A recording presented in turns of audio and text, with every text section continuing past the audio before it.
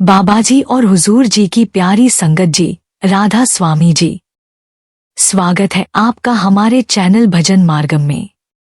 संगत जी, हमें सत्संगों में बार बार यह समझाया जाता है कि भजन सुमिरन करो, शब्द धुन को सुनो और परमात्मा से अपना गहरा रिश्ता जोड़ो। नामदान के समय भी हमें यही शिक्षा दी जाती है कि हमें प्रतिदिन कम से कम 2.5 घंटे की बैठक देनी है, जिसमें सिमरन, ध्यान और भजन का अभ्यास करना अनिवार्य है, क्योंकि यही एकमात्र मार्ग है जो हमें सीधे उस सच्चे स्रोत, हमारे परमपिता से मिलन करवा देता है। कई साधक इस विषय में प्रश्न करते हैं कि आखिर नामदान के जो 5 शब्द हमें दिए गए हैं, वे कार्य कैसे करते हैं, उन्हें जपने से हमारी चेतना में किस प्रकार परिवर्तन आता है, और यदि हम पूरे दिन चलते फिरते नाम का सुमिरन करते रहें तो क्या उससे भी हमारे जीवन में बदलाव दिखाई देंगे और क्या वह उतना ही प्रभावी है। आज हम इसी रहस्य पर विस्तार से चर्चा करेंगे कि मंत्र वास्तव में किस प्रकार कार्य करता है, मंत्र के जप से हमारी एकाग्रता कैसे बढ़ती है, मंत्र के माध्यम से हमें आंतरिक शक्तियाँ और सिद्धियाँ किस प्रकार प्राप्त होती हैं, तथा मंत्र साधना से हमें धन, वैभव और समृद्धि कैसे मिलती है। इन सभी बिंदुओं पर हम गहराई से विचार करेंगे और साधकों के जीवन में इसके वास्तविक महत्व को समझेंगे। इसलिए आपसे निवेदन है कि इस वीडियो को अंत तक अवश्य श्रवण करें, क्योंकि आज का यह विषय हर साधक के लिए अत्यंत महत्वपूर्ण होने वाला है। और जो भी पहली बार इस चैनल पर विजिट कर रहे हैं, उनसे निवेदन है कि चैनल भजन मार्गम को सब्सक्राइब करें, वीडियो को लाइक करें और अपने मित्रों के साथ शेयर करें, ताकि अधिक से अधिक साधक इस ज्ञान का लाभ उठा सकें। संगत जी, जब हम मंत्र का जप करना आरंभ करते हैं तो वह मंत्र अत्यंत रहस्यमय और सूक्ष्म तरीके से अपना कार्य शुरू कर देता है। मंत्र वास्तविक रूप में हमारी रक्षा करता है, जो निरंतर मनन और ध्यान के साथ किया जाए। अब जप का अर्थ समझें।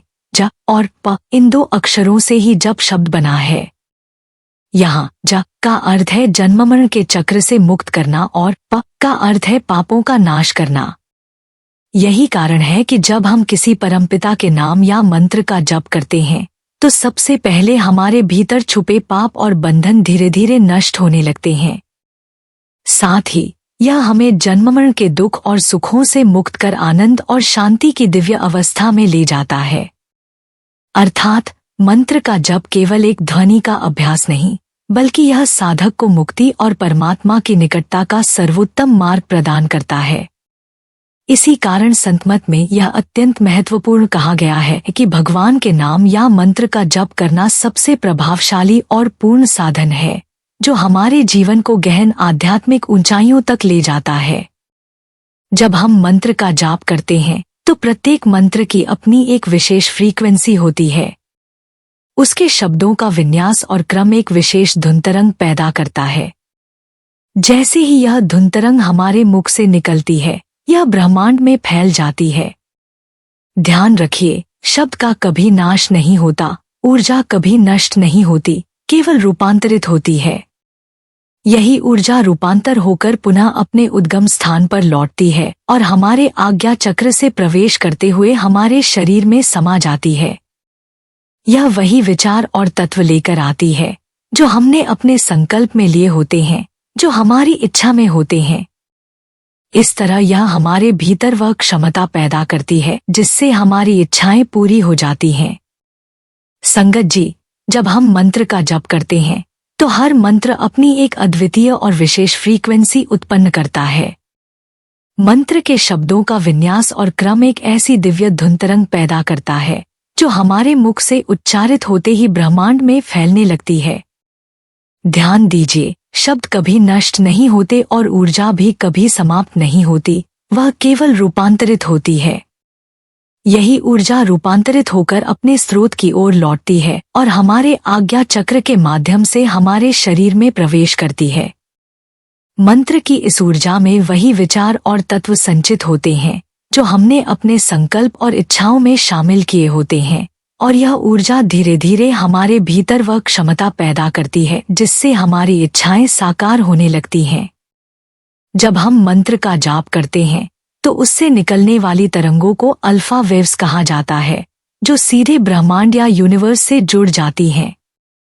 यूनिवर्स से जुड़ते ही हमारी हर सोच, हर इच्छा और हर संकल्प को वह सुनता है और स्वीकार करता है। हमारी उच्चारित आवाज जब यूनिवर्स तक पहुंचती है तो वही तरंगे वापस लौटकर हमारे अचेतन मन, सबकॉन्शियस माइंड में प्रवेश कर जाती हैं।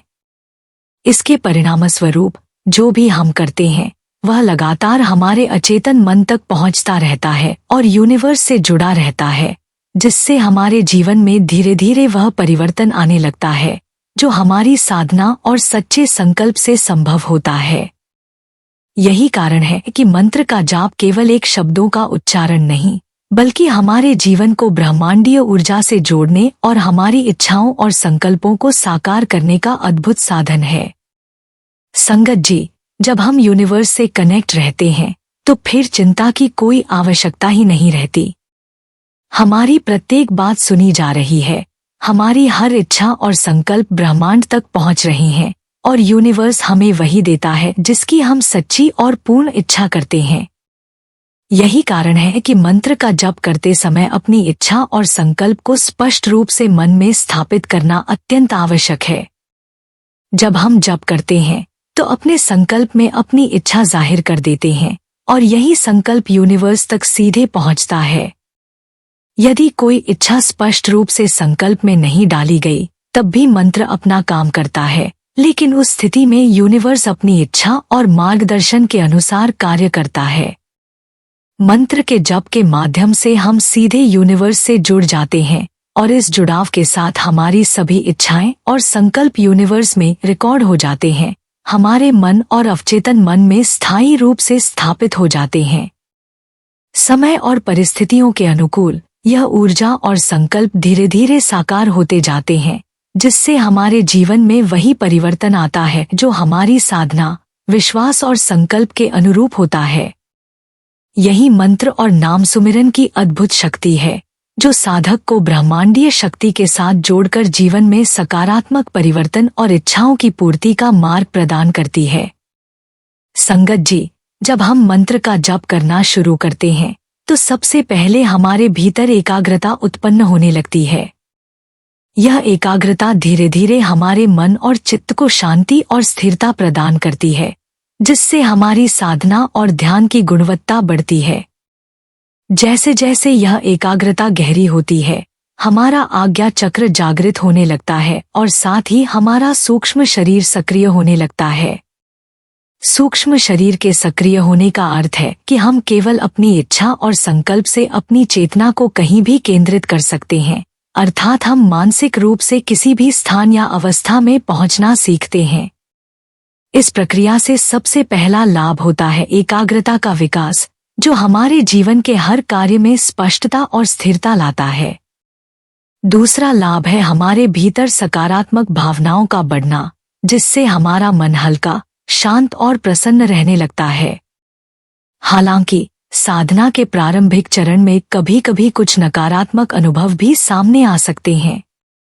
उदाहरण के लिए, किसी को उल्टी जैसा महसूस हो सकता है, किसी को चक्कर आ सकते हैं, शरीर में अजीब लक्षण दिखाई दे सकते हैं, ध्यान के दौरान भयंकर या असामान्य सपने आ सकते हैं, या कभी कभी ध्यान की अवस्था में गंदे और अप्रिय दृश्य भी दिखाई दे सकते हैं।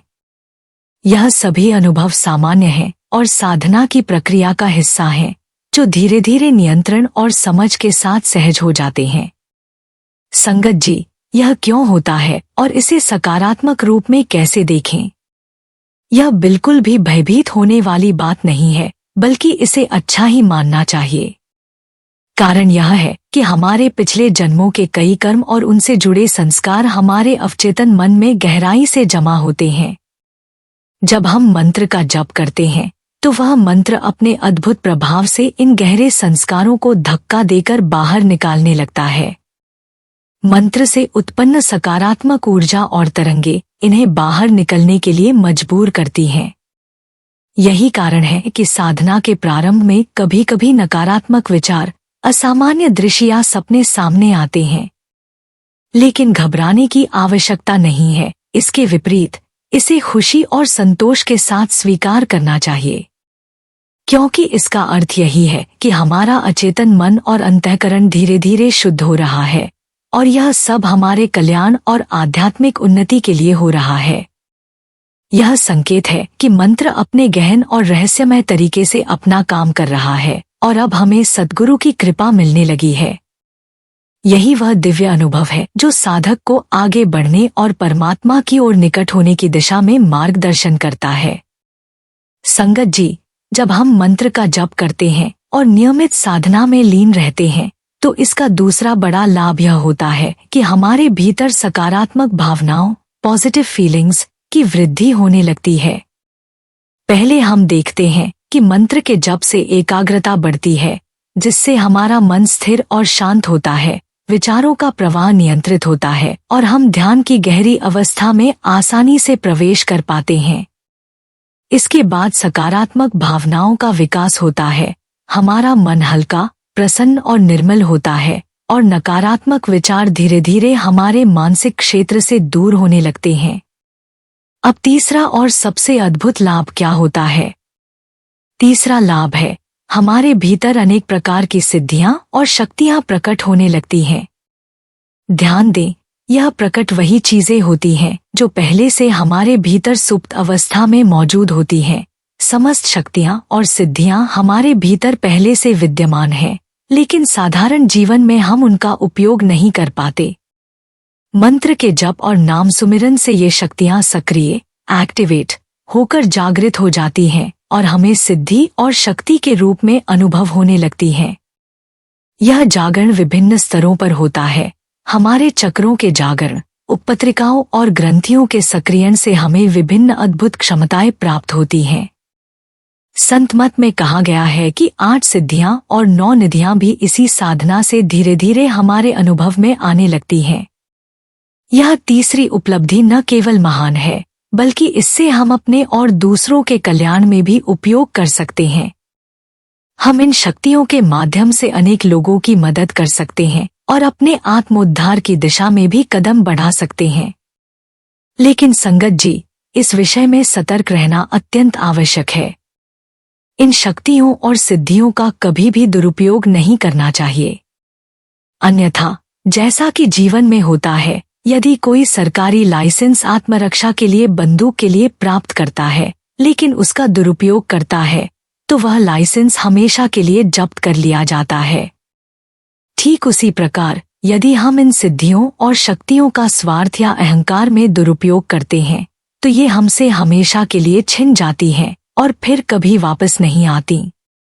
इसलिए जब भी ये शक्तियां हमारे भीतर प्रकट हों, उन्हें केवल सत्कर्म, सेवा और कल्याण के लिए उपयोग करें, अपने अहंकार या स्वार्थ के लिए कभी नहीं।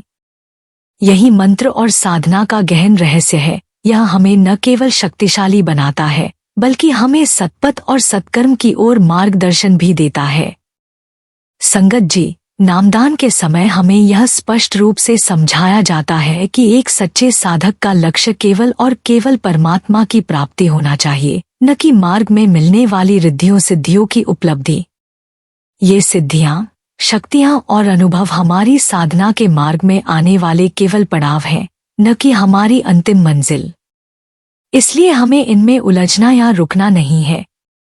हमें अपनी साधना, भजन सुमिरन और ध्यान को निरंतर करते रहना है और अपने लक्ष्य को स्पष्ट रखना है।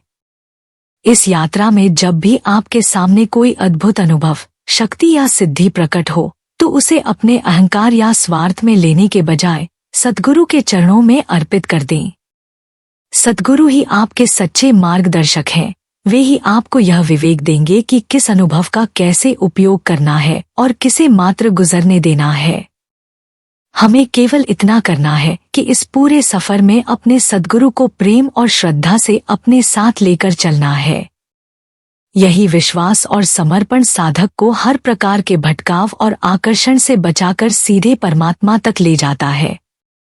अन्यथा, यदि हम इन रिद्धियों सिद्धियों में फंस गए, तो हमारी आध्यात्मिक प्रगति रुक जाएगी और हम अपने वास्तविक लक्ष्य, परमात्मा की प्राप्ति से दूर हो जाएंगे। इसलिए संगत जी, सदैव अपने सद्गुरु के मार्गदर्शन में रहकर, मन को स्थिर और लक्ष्य को स्पष्ट रखकर, भजन सुमिरन और साधना में दृढ़ता बनाए रखें। यही हमारे आत्मिक उत्थान और परमपिता से मिलने का सच्चा मार्ग है। संगत जी, चौथा महान लाभ होता है हमारा सूक्ष्म शरीर जागृत हो जाना।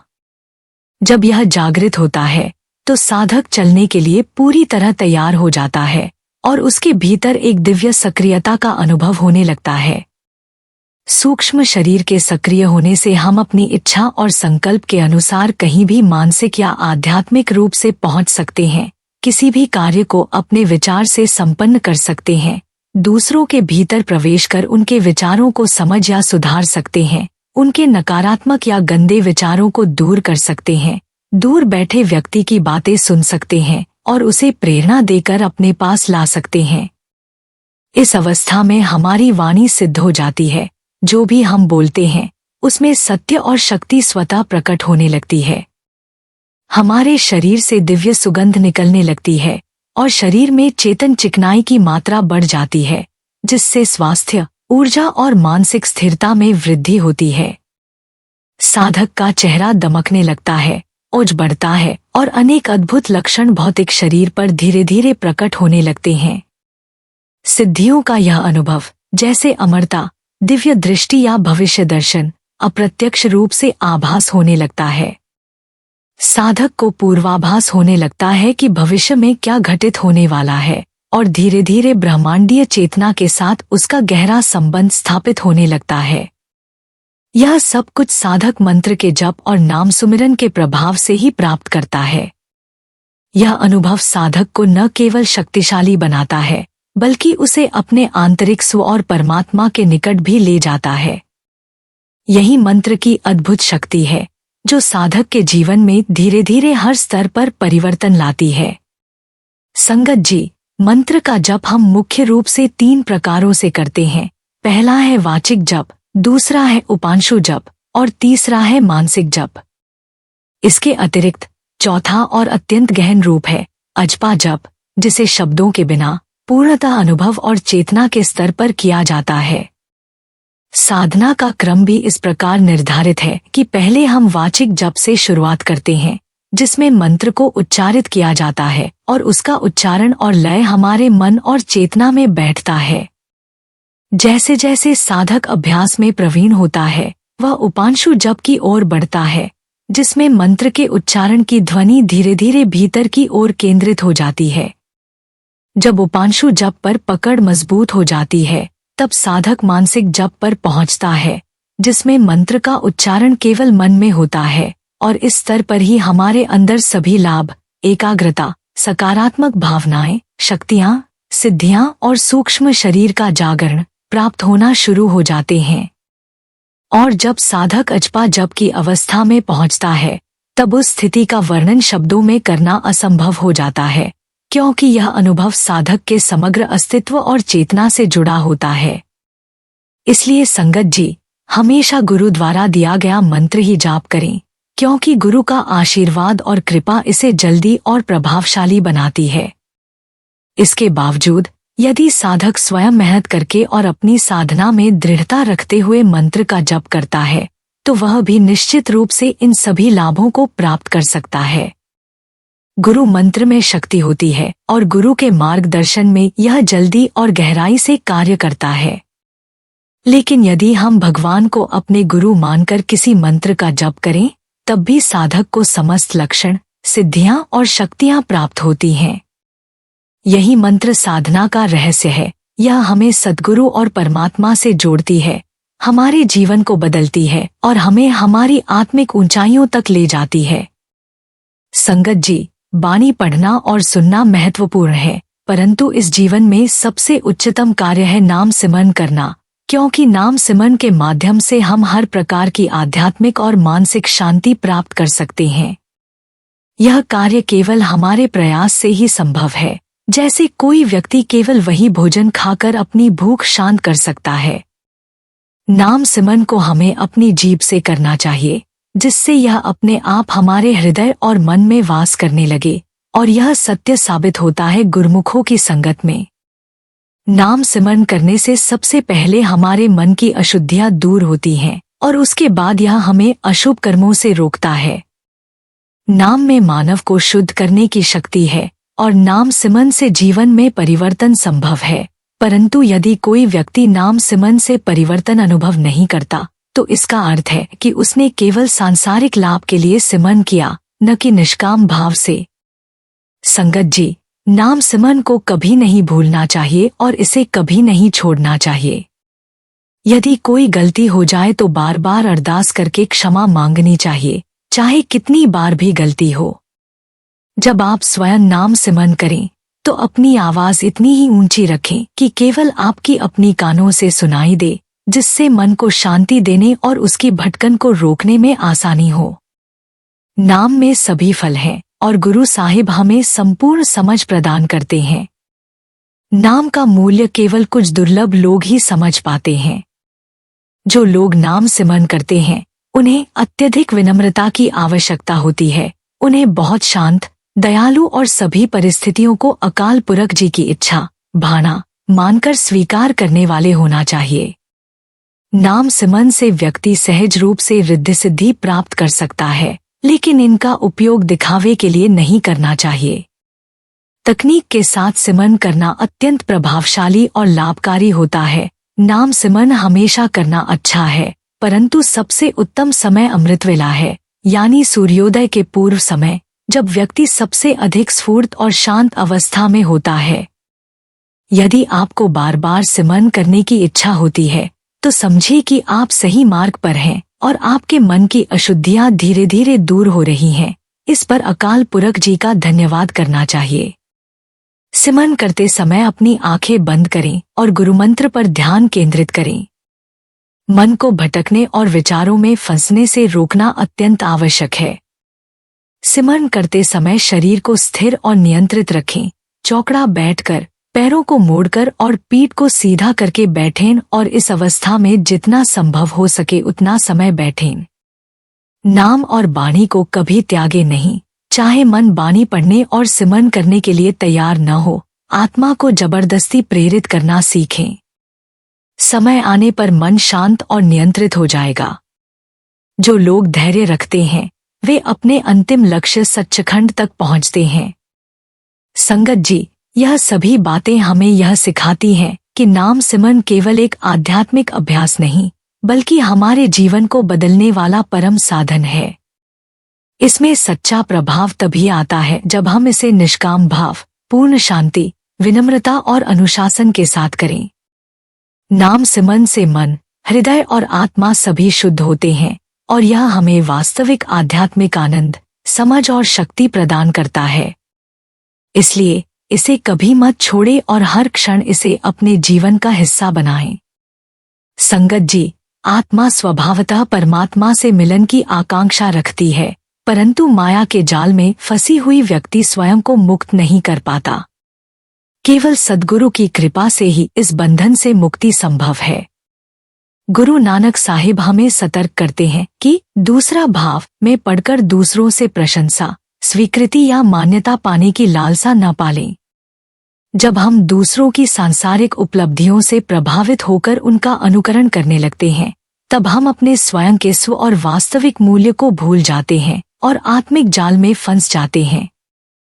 बचपन से हम सुनते आए हैं कि सुनहरी चीज हमेशा सोना नहीं होती, फिर भी हम अनजाने में झूठी चमक की ओर आकर्षित हो जाते हैं।